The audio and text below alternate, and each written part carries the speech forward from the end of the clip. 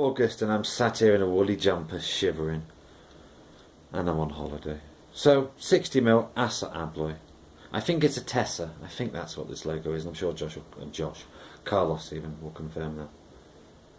Beautiful, really nice, really pretty. It's going to get picked and go in the collection. I won't be playing around with this one. I've still got the 50mm and it'll sit next to it looking beautiful. So your bitting, there's not a lot to it. It's all nice and high. So seems a shame not to use bottom of keyway when it's like that. So upside down bottom of keyway, Sparrow's half diamond, and let's see what we can get. I'm cheating as well. I'm not only using the head to pick, I'm also using the neck to set them. Are they over set? Just go to the back.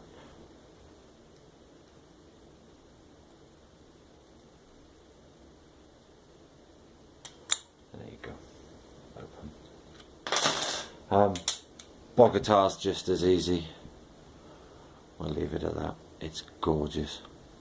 Carlos, thank you, mate. As I say, this is going to go in my collection. That's it. I won't be picking it again. It's going away.